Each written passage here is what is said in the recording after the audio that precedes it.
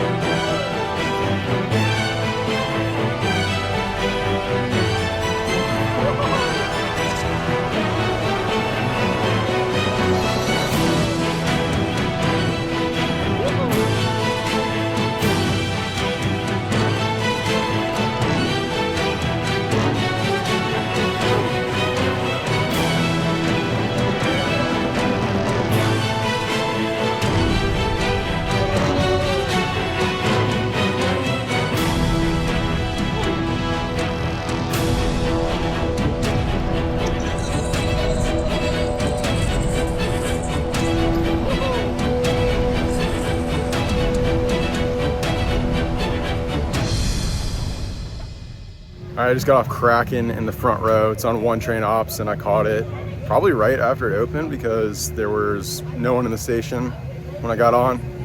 And then by the time I got off, it was full. So I timed that well. But the coaster itself is good, especially in the front. It was pretty smooth for how old it is. They've repainted it recently and kind of, you know, plussed up the station. Looks really good. Some really intense inversions, and it's crazy. This one tracks better than Penguin Track, which is virtually brand new. This one's over 20 years old, I believe, but it's really cool being in the front row with the floorless coaster. You feel like your feet are about to hit the track, and it's really nice and open and really fun ride. I'm glad they still have this legendary coaster here. All right, it's quite a bit busier in here now. It's 9:45 and people are starting to trickle in. I'm gonna head over to Mako, I believe. I'm heading over to the lake here towards Mako. I'm gonna see if Pipeline's running. If that's running, I'm gonna grab a ride on that one just because I know it's gonna get busy, being right at the front of the park, and then I'll track back here. All right, I still haven't seen it run, but their app says Pipeline is open. I should know better than to trust their terrible little app, but it's a short walk. I'm just gonna check it out because I wanna get on that one quickly if it's a one train coaster. All right, it looks like there's people getting in line over there actually and up on the station platform, so let's do it.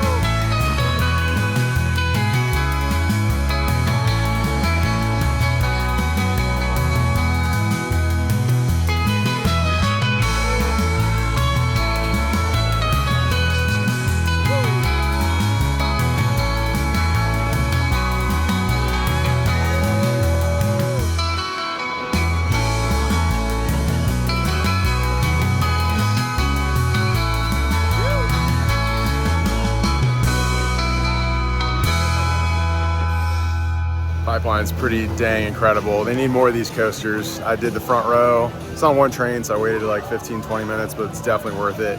Airtime is insane. Standing airtime is just such a unique feeling. I was basically like jumping over the airtime hill. So cool. Like I said, need some more of these coasters. The launch is nice and punchy, and it's butter smooth compared to the other new B&M here. So I love this one. We'd definitely get on it again if it wasn't such a long wait, but I think I'm gonna head to Mako. Don't quote me on this, but I think there was a legal battle with B&M and maybe Vekoma over the design of this coaster. and who had the rights to it, or I don't know, something nefarious going on. So they haven't built another one of these, but pretty crazy how well B&M did on the first iteration of this type of coaster though. The transitions, like the floaty little turns are awesome. The big wave turn, you know, obviously trying to recreate the feeling of being on an actual surfboard. Super cool. The inversion's nice and floaty. I love that coaster. All right, heading towards Mako. Hopefully it's running. Haven't seen it go in a minute, but typically 2 trains on this coaster, so let's see. All right, I guess, oh yep, there goes up the lift. Let's hit it, Mako. Such a great B&M hyper.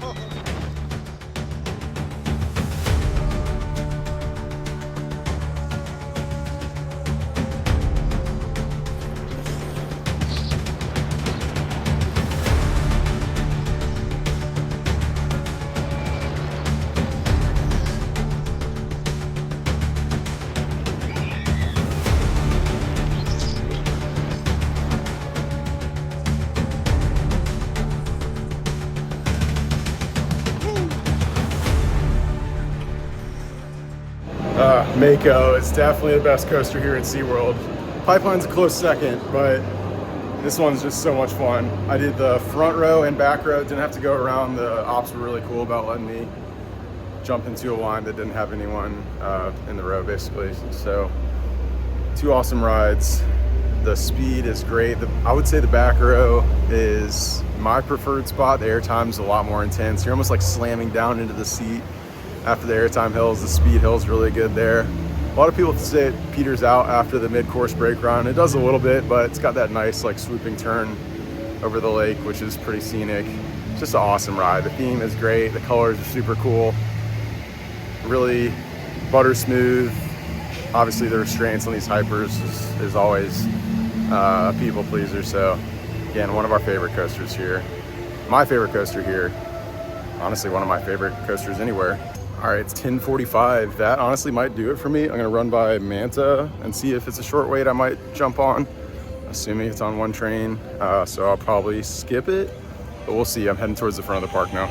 Okay, yeah, this checks out. I haven't seen it run, and apparently it's closed today. I don't know if that means all day or what.